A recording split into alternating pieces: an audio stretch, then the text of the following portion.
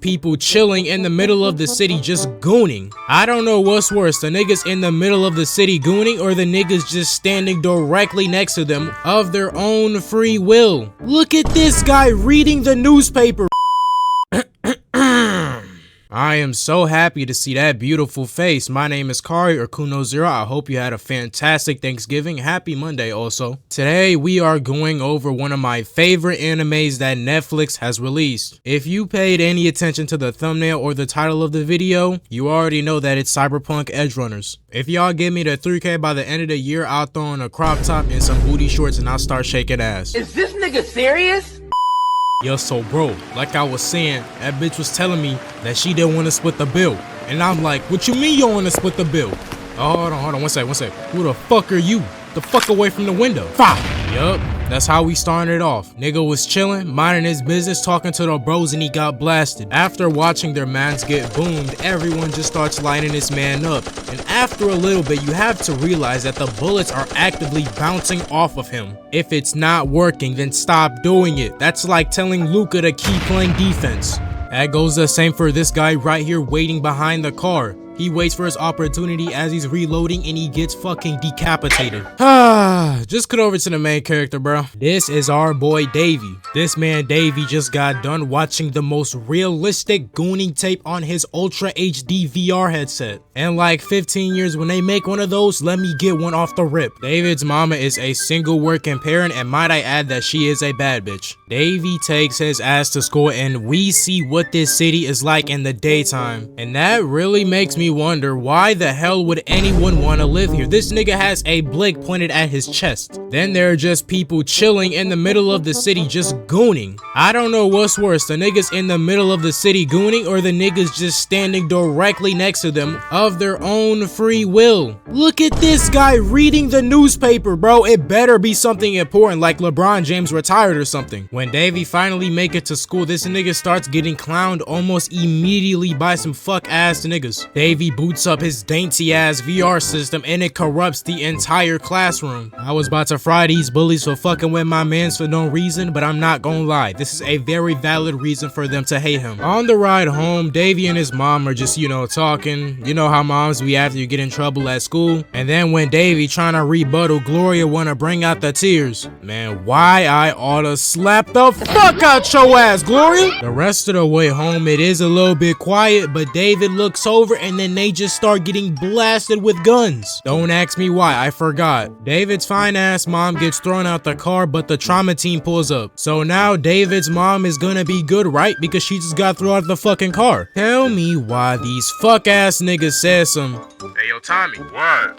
these niggas the clients? Man, hell no, these niggas not the clients. Are they not? Man, fuck these niggas, we out. Y'all see me and Khalifa came back? Shit, hell no. these niggas done left his mama to die. Thankfully, the doctors say that her surgery was good. She hasn't woken up yet, but at least she's alive. And to be honest, that's cool with me. As long as my mom's is good, I'm chilling. There is still one major issue, and that being the cost of the surgery. While David is trying to figure out how to sell this sandevistan, the worst thing that could have possibly happened happens. This man David gets a call from the hospital, so he walks up there. Turns out his mom died because she wasn't able to stabilize. This man David just had the worst week of his life. I don't know how he is not breaking down crying. To make it even worse, this man David got locked out his crib, so then he gotta go through the back vent and everything. And then on top of everything that just happened, David cannot get a good price for the sandevistan. So now David has to pay the rent, the house bills,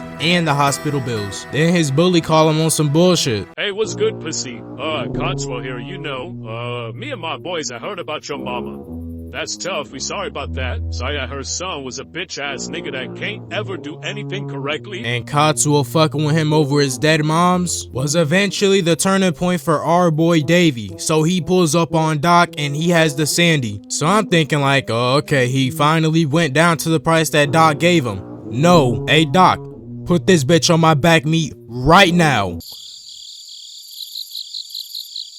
And Davey is straight raw dogging it, no anesthetics, not put to sleep, just straight awake the entire time. Nigga was willing to feel the most intense pain for the get back, and the get back was worth it because when Davey pull up on his fuck ass nigga David kicked the fuck out his ass. And then this nigga over here talking about some, hey nigga, what the fuck you doing? We at school. It's cameras and shit. but David not trying to hear that. He smacked the fuck out of Katsuo and he's ready for the scrap. This wasn't even a fight because David just one-shots the shit out of him. Had his ass folded like a pretzel while his homeboy sneaking off in the back. When somebody hits you in your face, don't be like this guy. What the fuck was that, nigga? You just broke my nose.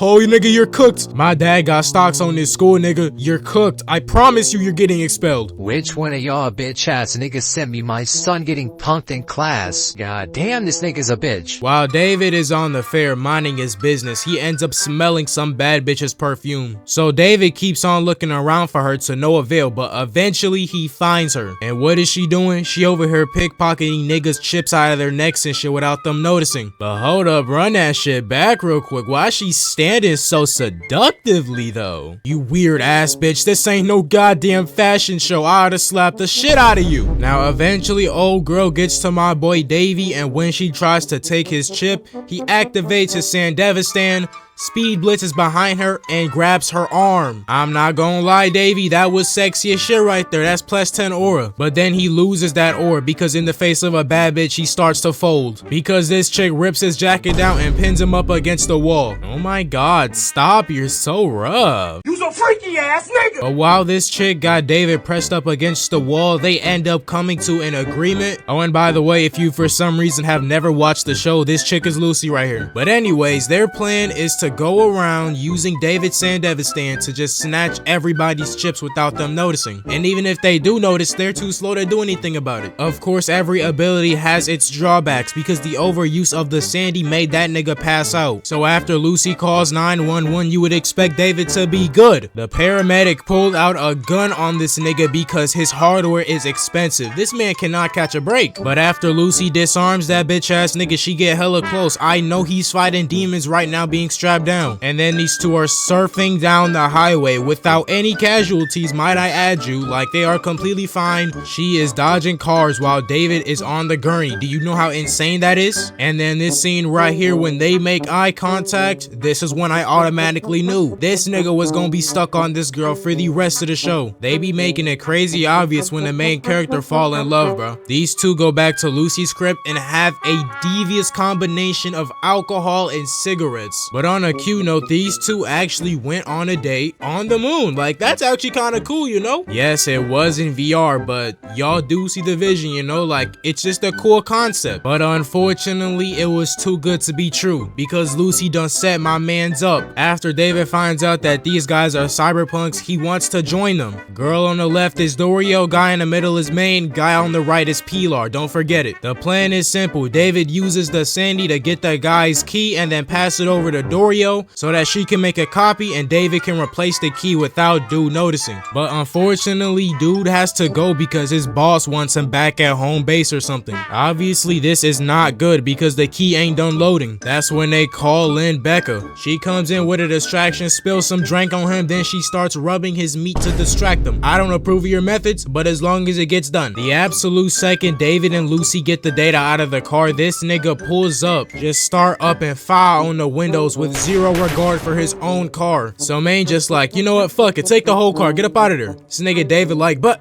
I don't know how to drive. You little motherfucker. Would you rather take the Tech 9 being pointed at the window? While they're just cruising on the highway, they think they're chilling until some tiger claws pull up on them. Now to get away from these tiger claws, David has to hit some impossible ass turn that wouldn't be possible without the Sandy. Now after this, they don't lost them niggas, so they pull up to the hideout. Tell me why this nigga David says, stay here Lucy, I'ma go check it out. And not even 15 seconds into his investigation, this nigga gets pulled up on by a tiger claw. Thankfully, the super snow bunny comes to his rescue and stops him from dying, giving him a free chance to shoulder check. The super snow bunny turns this man's arm into salami. Thing is that Lucy isn't even a fighter, she's a damn net runner. Right as David is about to get turned into sushi, this man Main pulls up with a car and then for some reason kicks his own door off. And then Main just blows his ass to smithereens. smithereens. Nigga, if you can do this, I don't want you more than 100 feet away from me at all times. You're staying right next to me. Now that the mission is over, they can actually celebrate. Maine and David is cool now, you know, they just chilling, minding their business, until all of a sudden this fancy ass car pull up, and then this menacing ass figure just steps out the V. This guy is who I like to call Four Eyes, and I'm guessing y'all can assume why. But oh boy right here is mad because when David stole the car earlier, I guess it made people suspicious of him. I don't really know, honestly. Go and watch the show. Nigga talking about, God damn it, Four Eyes, how are we supposed to do the job if you don't tell us what the fuck going on? The less information you know,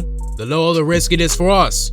I don't pay you to think, stupid. I pay you to do the job. And I just know Maine was itching to blow his back out. And then on another occasion, everybody is chilling, minding their business, walking around. This man, Pilar, sees someone pissing up on top of a storage container. Kinda weird, but leave that nigga alone. Pilar did not leave that man alone, and everybody was telling him, yo bro, you gotta stop. But unfortunately, it was too late for him. Yup, we all know a Kame got killed. Anybody on the squad can die at any time. It doesn't matter. Rebecca is spazzing out, rightfully so. That was her brother. But Kiwi fries her shit before she can get herself killed. That's when David sees an opportunity to blast him in his shit, and when he does, hey, that was like 500 ore right there. Somehow this guy survived a point blank headshot, but Maine bails my nigga David out. Thankfully, everybody made it out of this encounter alive. Well, except Pilar, of course. We get this very cute scene with David and Lucy where they have a conversation about their relationship, and we get a kiss, and apparently they're dating for the rest of the show. But don't celebrate yet. When David got that kiss, I knew it was too good to be true, so I looked it up on Google, and Lucy is actually 20 years old, while for majority of the show, David is actually 17. I know, it's not that big of an age difference, but hey, she was still fucking with a minor at the end of the day. This doesn't have anything to do with anything, but I want to know, what freak decided to give Kiwi blue nipples? Like, out of every color you could have picked, you picked blue, my nigga? What? So the plan is for David to hop out the V and catch this famous nigga lacking. So when he catches him lacking, he wants to glaze him crazy so he can get him nice and distracted. But little did they know, this nigga literally has eyes in the back of his head, so he sets off an EMP that fries everybody's shit. And then when David finally comes to, he don't know where the hell he is. He is standing up in a room full of dead bodies that are just completely mutilated, like terribly. And then when he hears the cops pull up, this man got a blick in his hand. Like, what kind of gun is mutilating bodies like that? But when the cops pull up and finally blast his ass, that's when he wakes up completely unharmed. This freak ass nigga pull up talking about some sexual gore shit and how I turn him on, and y'all know how we do people like that. The gang uses this guy to lure another important dude from Arasaka Tower down into their lair. After Maine beats the absolute dog shit out of this grown man right here, we realize something is terribly wrong.